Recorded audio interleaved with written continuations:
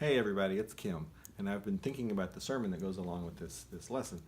Um, it's from chapter 4 and rooted here about the two guys that are on their way to Emmaus, and they meet Jesus, but they don't recognize him. And they're really upset. And they talk about how awful it is, how Jesus was executed, how the dream has died, how the promises are broken. They're really upset. And when they finally get to Emmaus and they have dinner with Jesus and their eyes are open as to who this is, after he's explained to them that all these things had to happen in order for God's plan to work, their whole life changes because they have a different perspective on things. They see things differently. And we're the exact same way. Mentor of mine named Darren Hardy tells a story about a light, these little lights, he says. And he says, it's just like you have one of these little pin lights and you're in this gigantic cavern of some kind. And the only thing that you can see are the things that this light focuses on. That's it. Now you may be in this huge chamber of untold riches, gems, the Aladdin's treasure. But if you're only looking at the floor or at the waste baskets, it will color what your opinion is about where you are. You'll have this very negative attitude. You have to broaden your view. You have to open your light. In fact, it would be better just to turn on all the lights and see everything at once. And your whole attitude would change because you would have a better perspective. A couple of examples. What's the first rule of tightrope walking? First rule is when you have your pole and you're up there and you're on the wire, don't look down. It's pretty simple. Very practical reason why. Because if you do look down, your head tilts over, your whole body follows wherever you look. And if you're only looking down, that's the way your life's going to go. Not a good thing if you're a tightrope walker or anybody else.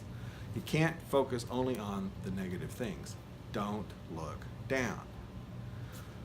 Mario Andretti is another example. He's a super famous race car driver, the whole family, I guess.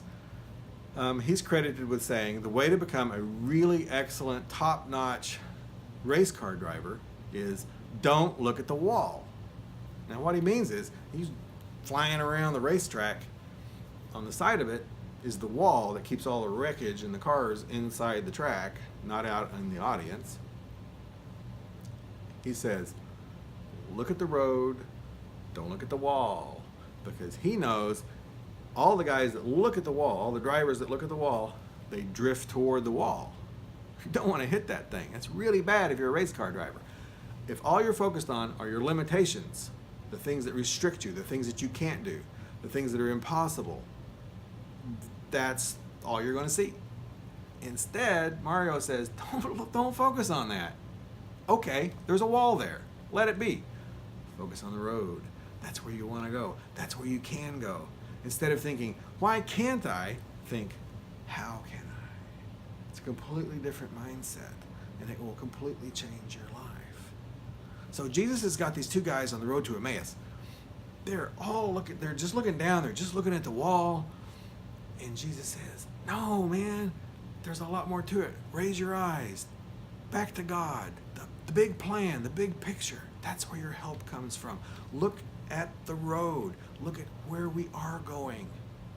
It's a completely different mindset. Their lives changed, our life can change.